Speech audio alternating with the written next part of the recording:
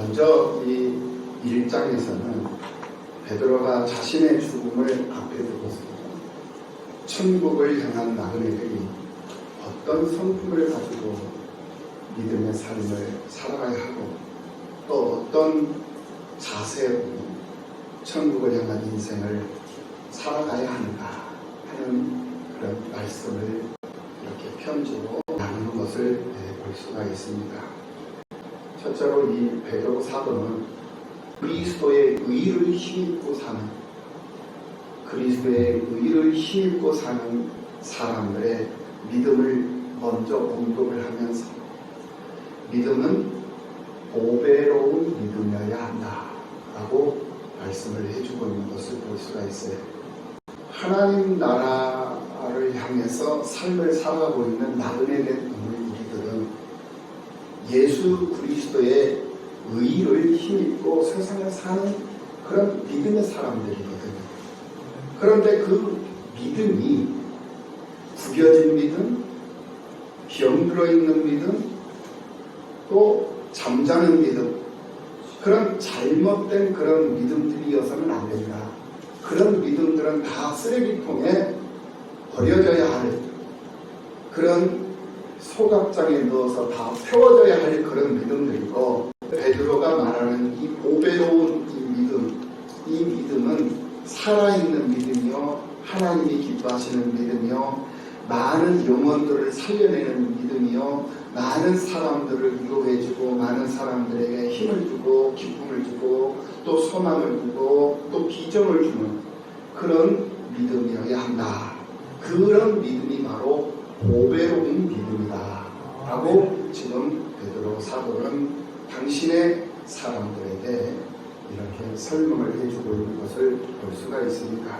이 사도 베드로는 이 베드로 서신서 후기를 시작을 하면서 이 소아시아에 흩어져 있는 이 믿음의 사람들을 보배로운 믿음을 함께 받은 자다라고 이렇게 표현을 해주고 있어요. 보배로운 믿음을 함께 받은 자들로 표현을 해주고 있다. 지난번에 상고한 베드로전서 1장 7절 말씀을 보면 믿음의 시련은 금보다 더 귀하다.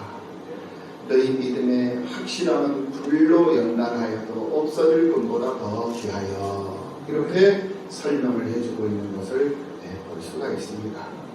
금보다 더 귀한 믿음, 그 믿음을 오늘 이 베드로 후서 1장 1절에서는 보배로운 믿음으로 표현을 하고 있다라는 말씀이에요. 그래서 이 보석이라는 것은 아주 귀하고 존귀하고 아주 희귀하고 절대로 변하지 않는 그런 특징을 가지고 있습니다. 그것이 바로 보석이에요.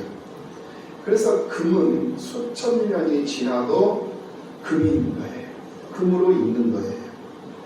불 속에다가 그 금을 던져 넣어도 그 금은 그대로 금이다 이거예요.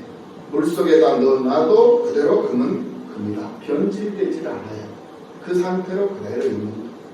그래서 우리가 지금 이 시대의 그 국가 경제 지표를 평가를 할 때 지금 현재는 달러 보유, 달러를 얼마만큼 보유를 하고 있느냐에 따라서 그 나라가 부강한 나라냐, 가난한 나라냐 이런 평가를 하죠. 그런데 예전에는 달러 보유국으로 이렇게 평가를 하는 것이 아니라 금을 얼마만큼 보유하고 있느냐에 따라서 그 나라의 강함과 약함을 이렇게 평가를 했던 것을 볼 수가 있습니다. 그만큼 이 금이라는 것은, 이 보석이라는 것은 변하지 않기 때문에 보배로운 것이 되는 것처럼 어떤 환경 속에서도 어떤 조건과 상황 속에서도 흔들림이 없는, 흔들리지 않고 변하지 않는 믿음, 그런 믿음이 바로 보배로운 믿음이다 라고 지금 말씀을 하고 있는 것이다 이 말씀이에요. 그래서 믿음으로 세상을 산다는 사람들이 어렵다고 힘들다고 은혜로 주신 믿음을 포기해버리는 그런 경우들이 종종 있는 것을 볼 수가 있어요. 그것은 그만큼 그 믿음의 가치가 얼마나 보배롭고 존귀한 것인가를 모르기 때문에 그러는 거예요. 자기 기분, 자기 감정에 근거된 그런 신앙을 가지고 믿음 생활을 한다면 어찌 그 믿음을 가리켜서 귀한 믿음이다 라고 평가를 받을 수 있겠느냐, 이런 말씀입니다. 이런 믿음들은 결코 보배로운 믿음이 될 수 없기에 사도 베드로는 오늘 우리들에게도 보배로운 믿음의 사람들로 세상을 살아야 함을 교훈하고 있는 것을 볼 수가 있습니다. 그렇기 때문에 죽음을 앞에 두고 있음에도 불구하고 이 베드로 사도는 지금 이 서신서 후기를 작성하여서 믿음의 사람들에게 이 서신을 보냈던 것입니다. 그러면서 그들에게 믿음에 대해서 다시 말을 합니다. 그들이 가지고 있는 믿음이 가짜가 아닌 진짜 믿음이어야 한다라고 말합니다. 그래서 그들이 가지고 있는 믿음이 가짜나 죽은 믿음이라든지 잠자는 믿음이라든지 또는 헛된 믿음이라든지 병든 믿음이라든지 하는 이런 잘못된 믿음들이라면 그 앞에서 자복하고 하나님 앞에 자복하고 보배로운 믿음의 사람으로 변화되어야 한다, 거듭나야 한다, 이것을 강조하고 있는 것입니다. 믿음으로 사는 오늘 우리는 나 자신의 믿음이 진짜 믿음인지 아니면 내 믿음이 가짜 믿음인지 헛된 믿음인지 병든 믿음인지 스스로를 평가해낼 수 있는 그런 믿음의 사람들이 되어서 하나님 앞에 좀 더 신실한 모습으로, 좀 더 분명한 모습으로 진일보할 수 있는 그런 성도들이 되어야 할 줄로 믿습니다. 오늘날 사회 현상을 보면 믿음을 가진 사람들 중에는 자기가 가진 믿음이 보배로운 믿음이라는 인식을 가진 사람들이 별로 없다는 게 문제가 있다는 거예요. 세상에서 가장 중요한 보배로운 믿음을 가졌음에도 불구하고 무엇이 그리도 부족한지, 왜 그렇게 세상 것에 욕심이 많은지, 그래서 세상 사람들 눈에 추하게 보이는지 참으로 안타까울 때가 많이 있다는 거예요. 믿음은 보배로운 것이라고 했어요. 그 보배로운 믿음을 내가 어떤 행위로부터 얻은 것이 아니라 내 어떤 행위로부터 받은 것도 아니고 하나님께서 거저 은혜로 나를 존귀히 여기셔서 내게 주신 거예요. 선물이에요. 나를 귀히 여기시고 존귀히 여기셔서 그 귀한 그 믿음을 내게 선물로 주셨다는 거예요. 그게 하나님의 은혜거든요.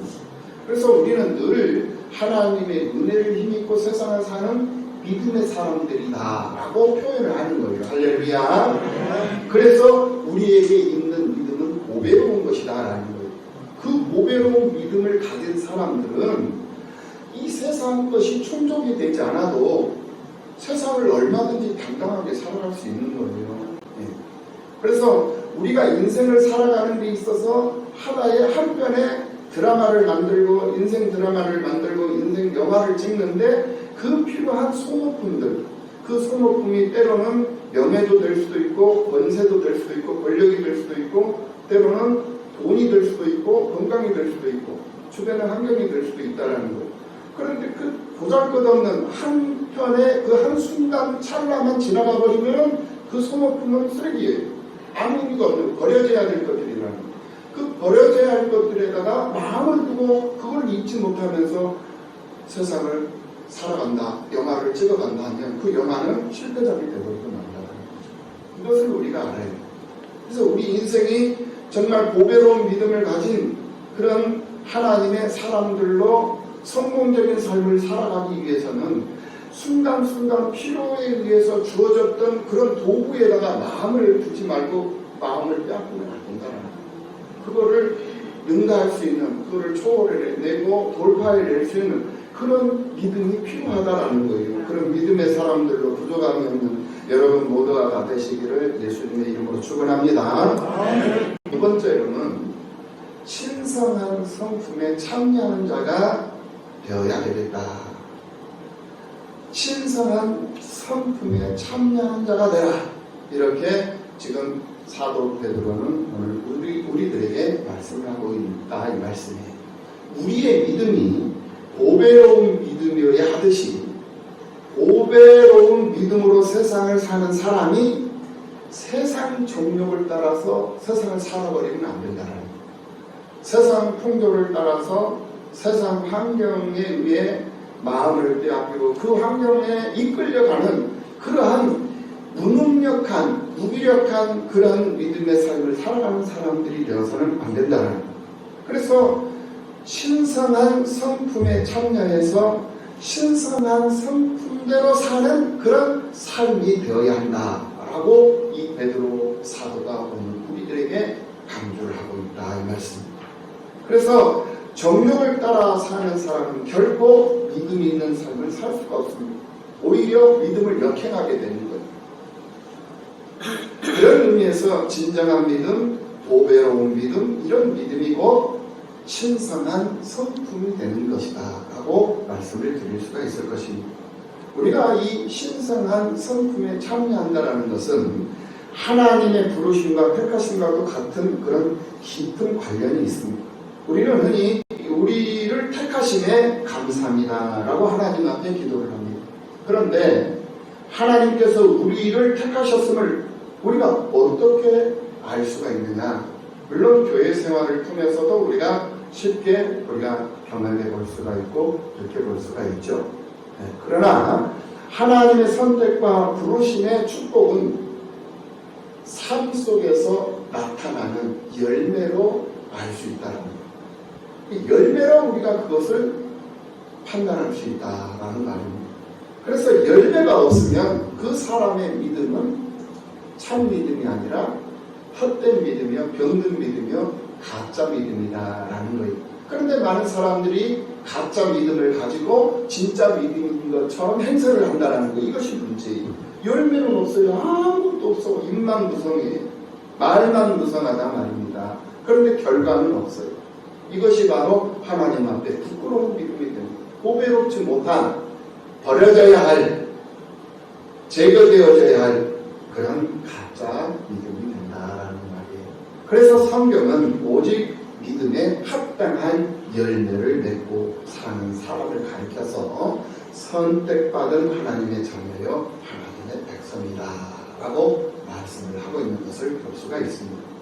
세상에서 미래가 없는 사람은 오늘을 되는 대로 막 닥치는 대로 그렇게 세상을 살아버립니다. 그것은 사람들이 죽음은 끝이라고 생각하기 때문에 그렇게 사는 거예요. 그런데 오늘 우리는 그런 세속적인 가치관을 따라가서는 안 된다는 것을 분명히 인식을 하고 믿음의 삶을 살아야 한다라는 말씀을 드립니다. 우리의 가치관이 무엇입니까? 우리의 가치관은 죽음은 곧 시작이다라는 거예요. 죽음은 곧 시작이다. 그러니까 우리가 이 세상 끝나면 그 끝나는 것으로 끝나버리는 것이 아니다라는 거예요. 새로운 또 다른 그런 삶이 우리를 기다리고 있다는 것을 우리는 분명히 알아야 한다는 거예요. 그것이 바로 믿는 사람들의 영혼을 향한, 미래를 향한 가치관이다라는 말씀이 마치 처녀 총각이 결혼을 하는 것과 같은 거예요.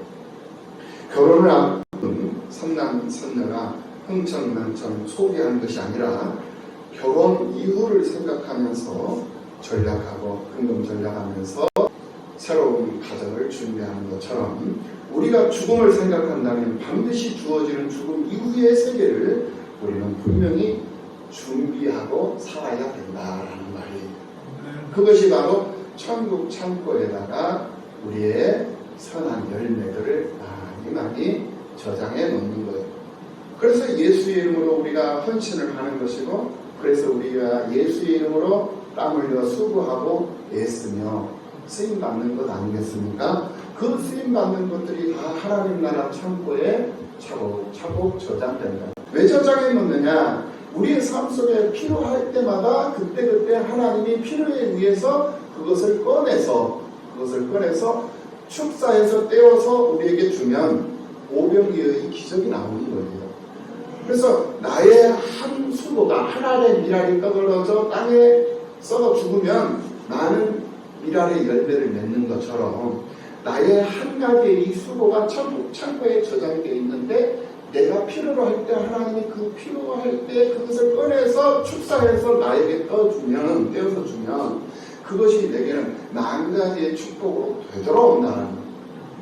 이걸 알으라는 거예요. 이 축복의 원리를 지금 베드로 사도가 이 믿음을 받은 함께 믿음 생활을 하는 성도들에게 지금 설명을 해주고 있는 것을 볼 수가 있어요. 세상을 사는 사람들은 어쨌든 분명한 가치관을 가지고 세상을 사는데 그 가치관이 믿음이 없는 사람들은 원숭이가 아침에 도토리 4개를 좋아하는 것처럼 그런 눈앞에 있는 것만, 눈앞에 있는 이익만 바라보고 세상을 살기 때문에 미래 비전이 없는 거예요. 소망이 없는 거예요. 그런데 우리 예수를 믿는 사람들은 지금 당장 내게 어떤 효과가 나타나고 어떤 일을 바라보는 것보다는 좀 더 이후에 내게 주어지는 것을 바라보면서 오늘의 이 어려움을 이겨내고 극복하고 오래오래 참으면서 믿음의 덕을 세우고 덕의 지식을 더하면서 또 지식의 절제를 하고 절제의 인내를 하며 인내의 경건을 가하고 경건의 형제 우애의 사랑을 더하면서 우리가 세상을 살아가는 오늘 베드로 사도가 오늘 본문 1장 5절 이하에서 우리에게 말씀하시는 이 말씀입니다. 세상 것에다가 마음을 빼앗기면서 세상을 허비하고 시간을 허비하면서 세상을 사는 그런 사람들처럼 세상 살지 말고 시간을 절약하고 또 세월을 아끼면서 어떻게 하면 하나님이 기뻐하는 모습으로 내가 세상을 살 것인가 여기에 초점을 맞추고 그 믿음으로 내가 세상을 살면 하나님이 내 삶 속에 깊숙이 개입을 하신다는 거예요. 개입하셔서 내가 하지 못하는 일들이 너무나도 많아요. 우리는 이 세상을 살면서 내가 하는 일들은 한두 가지일 뿐이에요. 그 한두 가지도 제대로 못해요. 그런데 하나님이 내 삶 속에 깊이 들어오셔서 개입을 하시면 내가 생각지 않았던 그런 일, 내 영역 밖에 있는 그런 일까지도 하나님은 단숨에 이루어 버리시고 단숨에 그것을 성취시키시는 하나님이시라는 거예요. 그것이 바로 초월적 존재이시기 때문에 가능한 거예요. 우리 하나님은 없는 것도 있는 것으로 만들어내시는 하나님이시잖아요. 그런 하나님이시기 때문에 가능하단 말이에요. 그럼 그런 하나님과 내가 서로 교통을 하고 그 하나님과 내가 소통을 하면서 하나님과 관계를 좋은 관계를 맺고 믿음의 삶을 살아간다면 그 하나님은 결코 나를 외면하시지 않으시고 내 삶 속에 깊이 개입을 하셔서 나도 모르는 사이에 일들을 이루어 가시고 일을 성취해 가시면서 내게 결과물을 주신다라는 거예요. 그것을 우리는 노래하면서 그것을 기뻐하면서 그것을 간직하면서 살 수 있는 그런 사람 되어라 라고 지금 이 베드로 사도가 우리에게 교훈을 하고 있다는 말입니다. 선행을 하고 덕을 세우고 자신의 재산을 교회를 세우는 일에 바치고 학교를 세우고 병원을 세우는 일에 그런 일에 모두 다 드리면서 사는 그런 믿음의 사람들을 볼 때 그들이 과연 어떻게 해서 그게 가능할까라고 믿음 없는 사람들은 그것을 굉장한 것으로 여기지만은 믿음 있는 사람들은 그 삶은 당연한 것이 되어버립니다. 그래서 우리가 살면서 하나님 앞에 드리는 것은 계산이 필요가 없다는 거예요. 내가 넉넉하다고 해서 많이 드리는 거 아니에요. 내가 또 부족하다고 해서 못 드리는 것이 아니에요. 내 형편과 처지하고는 전혀 상관이 없는 거예요. 드려야 될 상황이 왔을 때는 다 드릴 수 있는 거예요. 왜냐? 하나님과 나와의 그 관계는 모든 것이 다 나눠져 있는 것이 아니라 하나라는 거예요. 개념으로 내가 하나 되어져 있기 때문에 가능합니다. 하나님 아버지의 것이 내 것이 되는 것이고 내 것이 아버지의 것이 되기 때문에 가능한 것이다. 그런데 하나님과 내가 분리되어져 있으면 계산이 앞서요. 생을 하게 된다. 생각을 하게 돼요. 그래서 판단을 하게 되고 그래서 재보게 되고 견주어보고 비교를 해본단 말이에요. 그래서 비교를 해서 믿음이 없기 때문에 하나님과 관계가 원활하지가 못하기 때문에 자기 생각대로 자기 판단대로 행동을 하고 그리고 판단대로 움직여버린다는 거예요. 그럼 하나님과 전혀 상관이 없는 행위가 되어버려요. 자신은 감동이 되어서 자신은 그렇게 한다라고 하나님 앞에 드리지만은 하나님은 전혀 상관이 없는 일을 하고 있는 거예요. 자기 착각일 뿐이다라는 거예요. 그래서 자신의 형편과 처지가 어떤 형편이 어떤 처지고 이게 중요한 게 아니라는 거예요. 돈이 많이 갚으라고 해서 재벌이라고 해서 하나님 앞에 헌금 많이 하는 게 아니라는 거예요. 그거 아시라는 거예요. 그래서 하나님과 내가 어떤 관계를 유지하면서 어떤 관계 속에서 이렇게 하나님과 내가 지금 현재 유기적으로 잘 형통한 삶을 살아가고 있는가, 그렇지 못하는가, 보배로운 믿음의 사람으로서 내가 삶을 살아가고 있는가, 보배롭지 못한 믿음으로 내가 세상을 살고 있는가, 이 차이일 뿐이라는 거예요. 하나님의 일을 위해서 단돈 몇 푼을 드리는 것도 아까워버리는 거예요. 하나님과 이 빗나가 있기 때문에, 이 하나님과 초점이 맞춰져 있지 않기 때문에 그렇다는 거예요. 채널이 안 맞기 때문에 그렇다는 거예요. 그런데 하나님과 채널이 맞춰져 있으면 유무상통이 되는 거예요. 네. 하나님의 것이 내 것이 되고 내 것이 하나님의 것이 되는 거예요. 그래서 내 형편은 못 드리는 형편이고 참여를 못하는 형편이지만 하나님과 내가 원활한 관계를 있을 때는 하나님의 일이기에 그 일에 내가 쓰임받는다는 즐거움으로 내 모든 것을 다 드릴 수가 있는 거예요. 계산할 일이 없다. 셈할 필요도 없고 견줄 필요도 없다는 거예요. 왜냐? 자기 자신을 위해서 자기에게 주어진 것은 자기 자신을 위해서 주어진 것이 아니라 하나님의 영광을 위해서 주어진 것이라는 것을 알기 때문에 그렇다는 거예요. 여러분들이 지금 현재 누리고 여러분들이 삶을 살아가고 있는 이 모든 것이 다 아버지 하나님의 것인 줄로 믿습니다. 아버지 하나님께서 여러분들에게 주신 거예요. 여러분들을 위해서 쓰시라고도 준 거지만 여러분들을 위해서도 써야 돼요. 자신들을 위해서 써야 되지만 그뿐만이 아니라 무엇을 위해서 쓰라고 주셨느냐? 자신의 아버지의 영광을 위해서 쓰라고 주신 거예요. 그러니까 건강도 아버지의 영광을 위해서 쓰라고 주신 것이고 물질도 아버지의 영광을 위해서 쓰라고 주신 거라니까요. 아멘. 믿으시기 바랍니다. 아멘. 인정하시죠? 아멘. 그러면 그 일에 쓰임을 받아야죠. 그 일에 참여를 해야 돼요. 우리는 시한부 인생을 살아가는 사람들이에요. 인생의 연수가 70이요 간다가면 80이라고 그랬잖아요. 이게 시한부적인 인생이죠. 정해져 있어요. 그래서 우리 사람은 7, 80평생을 살고 요즘은 이제 과학이 많이 발달이 되어서 이제 100세 인생이라고 그러죠. 120세를 넘는 사람들은 거의 못 본 것 같아요. 120을 못 넘어요. 아무리 오래 살아도 사람은 옛날 창세기 때는 900세까지 965세까지도 사시고 막 그랬지만은 지금 이 시대는 오염된 시대다 보니까 120세를 넘는 경우가 거의 없어요. 아무리 약발이 좋아도 그렇게 제한된 그런 삶을 살아가는 시대가 되어버렸습니다. 그래서 우리 모두가 다 죽음을 앞두고 시한부 인생을 살고 있는 그런 사람들이다라는 말이에요. 그런데 우리가 감사한 것은 질병으로 인해서 시한부 인생을 선고받은 사람보다는 아직은 좀 더 시간이 남아있다는 그런 생각에 감사하는 것이다. 지금 코로나 델타 변이로 인해 가지고 참 많은 사람들이 참 요 근래 와서 죽어가는 사람들이 더 많아졌어요. 그만큼 코로나가 굉장히 무섭습니다.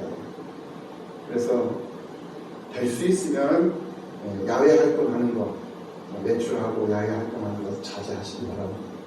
그렇다고 교회 나오지 말라는 말이 아니야. 교회 나오는 건 여러분들 이거는 그거하고 다른 거예요. 별개예요. 별개. 이 정부가 이 교회를 방역 정책, 방역 수칙을 이렇게 만드는 과정 속에서 일군으로 분류를 해버린 거예요. 일군이 뭐냐면 단란주점, 유흥주점, 이 식사를 하니까 이런 쪽으로 분류를 해버린 거예요. 1군으로 분류하면 안 돼. 교회는 3군으로 분류가 돼야 돼. 영화관, 관람, 스포츠 관람관 이런 쪽으로 구분이 돼야 돼요. 근데 식사를 한다라는 그 이유 때문에 1군으로 분류를 해버린 거예요. 그 바람에 교회가 이렇게 어려움을 당하는 거거든요. 그러니까 처음에 분류를 할 때 분류 작업부터가 잘못돼 버린 거예요. 이게 교회는 종교고 이렇게 앉아서 정면으로 보고 서로 마주보고 앉아 있는 것이 아니라 서로 모두가 다 일치하잖아요. 정면을 바라보면서 예배를 드리는 거잖아요. 그렇기 때문에 1분으로 분류되는 것이 아니라 3분으로 분류가 돼야 되는데 분류 작업 자체가 잘못돼 버린 거예요. 그러다 보니까 우리 이 교회가 이렇게 어려움을 당하고 핍박을 당하고 예배가 자유롭지 못하는 제한된 그러한 지금 코로나 전국에서 우리가 지금 신음하면서 살고 있지 않습니까? 그런데 이 교회 생활을 통해서 우리가 분명히 알아야 할 것, 이 교회 생활을 통해서 알아야 할 것이 뭐냐? 이 죽고 사는 것도 다 아버지께 달려져 있어요. 이 코로나로 인해가지고 사람들이 많이 죽어가는데 최근에 제가 알고 있는 그 한국 교회의 가장 유능한 기자가 한 명 있는데 그 친구가 천식이 있었어요. 천식이 있는데 코로나에 확진 감염이 되면 식당에 가서 밥을 먹다가 기자다 보니까 막 출입을 많이 하잖아요. 안양에 한 식당에 들어가서 밥을 먹는데 그 식당에 밥 먹는 사람 중에 확진자가 있었나 봐요. 그래가지고 본의 아니게 그게 이제 감염이 된 거예요. 기자들 몇 명이 감염이 됐는데 그 친구가 천식을 알고 있어요. 천식은 직방이더라고요. 그리고 일주일 만에 그냥 바로 아웃되어버린 거예요. 손도 못 써요. 그리고 다른 이제 기자 한 두어 명이 있는데 그 친구들은 한 달 만에 지금 회복돼가지고 다시 이제 일상생활을 지금 하고 있고요. 근데 정말 한국 교계의 큰 참 인물이었는데 그 아까운 인물이 천식기가 있다 보니까 그냥 바로 직방으로 아웃시켜버려요. 선술 겨를이 없는. 여러분들 정말로 코로나 조심해야 된다. 더군다나 기저질환이 있는 분들은 더 조심해야 된다. 한번 걸렸다 하면 정말 바로 손볼 겨를도 없어요. 그러니까 코로나가 얼마나 무서운가 안 걸려본 사람들은 몰라요. 걸려본 사람들은 아주 절실하게 그걸 느낍니다. 그래서 저한테 친구 기자가 목사님인데 목사님 기자가 나한테 목사님 언제 시간 되면 나 좀 불러 나 좀 간증 좀 시켜놔 간증 좀 하게 좀 불러줘라. 그래야 하는 거예요. 코로나가 얼마나 무서운가를 간증. 그 전에는 자기 코로나 걸리기 전에는 그냥 쉽게 생각을 했다. 막상 걸려보니까 정말 죽다가 살아난 산소 호흡기를 한 달 동안 끼고 살았어요. 그래가지고 죽는 줄 알았는데 다행히 문 앞에까지 갔다가 그냥 또 할 일들이 많아서 자기는 살아났다 이런 얘기를 하더라고요. 그만큼 위험한 이 감염병이 돌고 있어요. 그러니까 될 수 있으면 이 사회생활하는 부분에서는 절제를 하시라는 그러나 주일 예배만큼은 그래서 다른 예배들은 그냥 우리가 지금 현재 거의 쉬다시피 하고 있잖아요. 그러나 주일 이 성수만큼은 우리는 정말 이것은 생명이기 때문에 그리고 또 마스크 쓰고 예배를 드리기 때문에 크게 문제가 없어요. 마스크를 벗고 밥을 먹고 하니까 문제가 되는 거예요. 또 체온 체크가 우리 다 하고 있잖아요. 체온 체크하고 또 자가 진단하면서 스스로. 아무튼 여러분들이 예배를 끝나고 또 밖에 나가시면 당분간은 조금 조심하면서 주의를 하면서 늘 새 마스크로 갈아 끼고 손 씻고 청결하게 신체 유지하는 이거 잘 하셔서 하나님의 사람들로 부족하면 여러분들이 삶이 되시도록 수고하시고 노력하시고 예수는 모두가 다 되시기를 예수님의 이름으로 축원합니다. 우리가 세상에서 어떤 일을 하면서 세상을 살았느냐가 중요한 것이 아니라 보배로운 믿음을 함께 받은 사람들을 얼마만큼 사랑하고 또 그들을 위해서 얼마만큼 수고했으며 헌신했는가, 나 자신이 어떤 성품으로 교회를 섬겼으며 이 땅 위에서의 삶을 어떤 성품을 가지고 어떻게 살아왔는가 하는 이것이 중요한 것이다. 그래서 반드시 우리는 하나님 앞에 서게 되고 하나님 앞에 서면 반드시 우리는 하나님 앞에서 정산을 해야 된다. 이것을 반드시 기억하고 살아야 된다. 정산할 때 하나님 앞에 부끄러운 자가 되서는 안 된다. 이게 달란트, 5달란트, 2달란트, 1달란트. 달란트 받은 사람들이 요구해서 받은 게 아니거든요. 농장 주인이 달란트를 임의적으로 5달란트를 줬고 2달란트를 1달란트를 줬어요. 그런데 여행을 다녀와서 정산을 한 거예요. 여행 다녀와서 정산한 거예요. 정산을 해보니까 5달란트 받은 이는 5달란트를 남겼고 2달란트 받은 이는 2달란트 남긴 거예요. 열매를 남긴 거예요. 그런데 1달란트 받은 이는 남기지를 못했어. 그리고 1달란트를 당신의 것이니 당신에게 드립니다 라고 내놓는 거예요. 그랬으면은 그것만이라도 다행이잖아요. 안 까먹었으니까. 그런데 그 주인은 이 1달란트를 내놓는 사람에게 이 악하고 게으른 종아 이렇게 악하고 게으른 종이라고 책망을 해요. 그리고 쫓아내버렸어요. 그런데 2달란트, 5달란트를 받아서 남긴 그 사람들은 착하고 충성된 종이라 이렇게 칭찬을 해주고 나와 함께 먹고 마시자. 내 상에서 함께 먹고 마시자. 하고 받아들여요. 불러드린다는 거예요. 그러니까 오늘 우리들도 주님 앞에 섰을 때 반드시 정산을 하게 되는데 그 정산할 때 착하고 충성된 종이라 일컬음을 받을 수 있는 사람들이 되라는 그런 사람들이 된다는 것이 바로 신성한 성품에 참여한 사람들이 그런 사람들이 될 수 있는 거예요. 신성한 성품에 참여하지 못하고 자꾸 믿음을 가지고 있는데 그 믿음이 참 믿음이 되지 못하고 신실한 믿음이 되지 못하고 신성한 믿음이 되지 못하고 자꾸 잘못된 믿음으로 변질이 되어버린다면 그 믿음은 악하고 게으른 종이라 일컬음을 받을 수밖에 없는 믿음이 되어버린다는 거예요. 여러분들 이 사실을 다시 한번 정리를 하시고 하나님의 거룩한 성품에 하나님의 신성한 성품에 참여하는 그래서 그리스도를 아는 일에 더욱 힘쓰고 열매 맺는 일에 더 애쓰며 쓰임받는 모두가 다 되시기를 예수님의 이름으로 축원합니다.